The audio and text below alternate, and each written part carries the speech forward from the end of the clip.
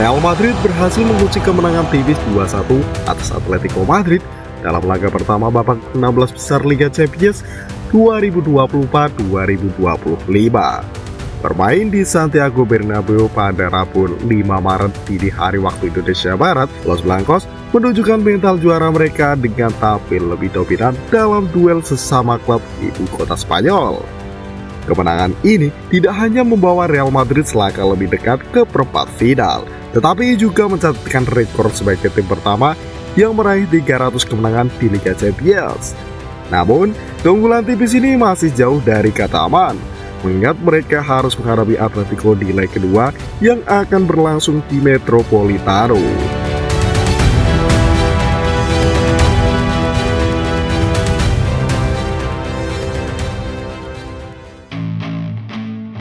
Laga ketiga Madrid versus Atletico musim ini. Sebelum duel di Liga Champions ini, kedua tim sudah bertemu 2 kali di musim 2024-2025. Kedua pertemuan tersebut, baik di La Liga maupun Copa del Rey, berakhir imbang dengan skor 1-1. Hal ini menunjukkan bahwa perbedaan kualitas skuad tidak terlalu terpengaruh dalam derby Madrid yang selalu berjalan sengit. Meski demikian, di ajang Liga Champions, Real Madrid dikenal sebagai tim dengan mental juara yang kuat. Rekor mereka di kompetisi ini jauh lebih baik dibandingkan Atletico, yang hingga kini masih mencari gelar pertamanya di Liga Champions.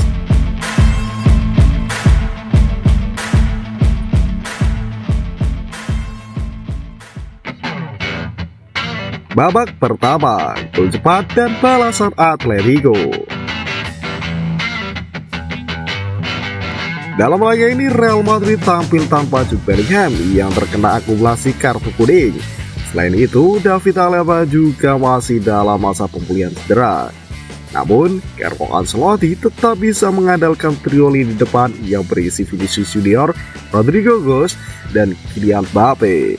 Real Madrid langsung mengambil inisiatif serangan sejak menit awal. Hasilnya, mereka sudah unggul saat laga baru berjalan 4 menit. Rodrygo jadi pencetak gol pertama setelah menerima umpan dari Rodrigo Valverde. Dengan tenang, winger asal Brasil itu melepaskan tembakan kaki kiri yang gagal diantisipasi kiper Atletico Jan Oblak. Setelah unggul, Los Blancos terus menekan selama 15 menit pertama. Vinicius hampir menggandakan keunggulan, tetapi usahanya berhasil diblok oleh lini belakang Atletico. Atletico Madrid perlahan mulai keluar dari tekanan dan memberikan ancaman balik. Giuliano Simeone mencoba peruntungannya, tetapi tembakannya masih melebar. Pada menit ke-22, Vinicius kembali mendapat peluang emas usai menerima umpan dari Mbappe. Namun, tendangannya masih bisa ditepis oleh Oblak. Atletico akhirnya bisa menyamakan kedudukan pada menit ke-36. Julian Alvarez yang menerima bola di sisi kiri kotak penalti melepaskan tembakan melengkung yang tak mampu dijangkau Thibaut Courtois. Gol ini membuat skor kembali imbang 1-1 hingga turun bidung.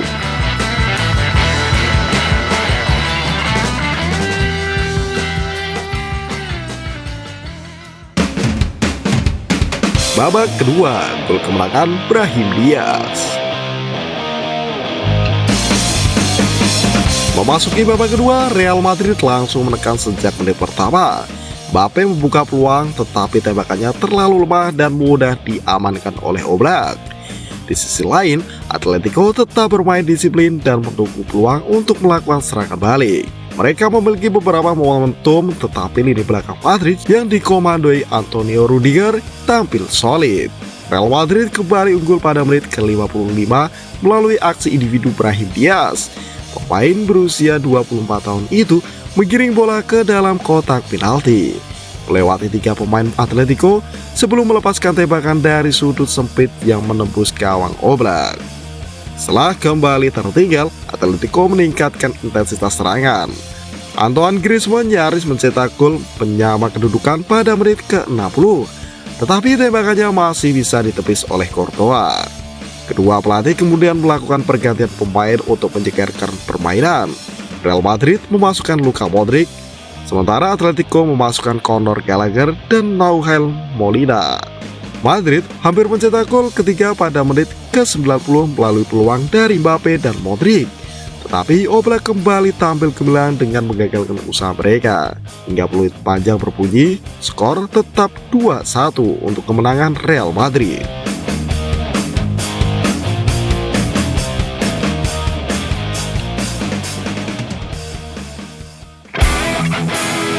Rekor dan statistik menarik.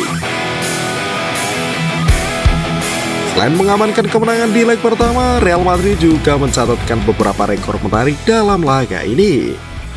Pertama, Brahim Diaz menjadi pemain kelima dalam sejarah Real Madrid yang mampu membobol gawang Atletico di dua ajang berbeda sejak pergantian abad. Sebelumnya, Sergio Ramos, Cristiano Ronaldo, Karim Benzema, dan Rodrigo Goes sudah lebih dulu mencatatkan prestasi serupa. Kedua, Luka Modric menunjukkan kelasnya meski hanya bermain selama 28 menit. Gelandang berusia 39 tahun itu mencatatkan akurasi umpan 100%, menjadikannya salah satu pemain paling efektif dalam laga ini. Ketiga, Real Madrid menjadi tim pertama yang meraih 300 kemenangan di Liga Champions. Catatan ini mereka raih dalam 498 pertandingan sejak kompetisi ini masih bernama European Cup. Klub terdekat yang mendekati rekor ini adalah Bayern Munchen yang mengoleksi 237 kemenangan dalam 398 laga.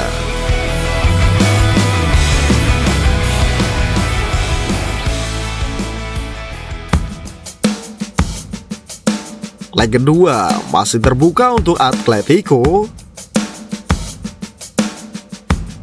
Kemenangan 2-1 di leg pertama memang menjadi modal penting bagi Real Madrid, tapi mereka belum sepenuhnya aman. Pasalnya, leg kedua akan berlangsung di markas Atletico Madrid, Estadio Wanda Metropolitano, di mana Los Blancos tidak pernah menang dalam 3 kunjungan terakhir mereka. Atletico tentu akan tampil habis-habisan untuk membalikan keadaan. Diego Simeone dipastikan akan menurunkan skuad terbaiknya di leg kedua nanti. Selain itu, atmosfer di Metropolitano juga bisa menjadi faktor penting yang membantu mereka untuk bangkit. Namun, Real Madrid tetaplah Real Madrid, memiliki keunggulan mental dan pengalaman sebagai tim dengan DNA Liga Champions yang sangat kuat. Kehadiran kembali Jude Bellingham di leg kedua nanti juga bisa menjadi faktor pembeda yang menguntungkan Los Blancos. Leg kedua bukan hanya soal tiket ke perempat final, tetapi juga pertarungan gengsi antara dua tim sekota yang selalu ingin menunjukkan dominasi mereka. Mampukah Real Madrid mempertahankan keunggulan dan melaju ke babak berikutnya? Ataukah Atletico Madrid akan melakukan comeback dramatis di hadapan pendukungnya sendiri? Semua akan terjawab dalam pertarungan yang diprediksi akan menjadi salah satu laga paling menarik di fase gugur Liga Champions musim ini.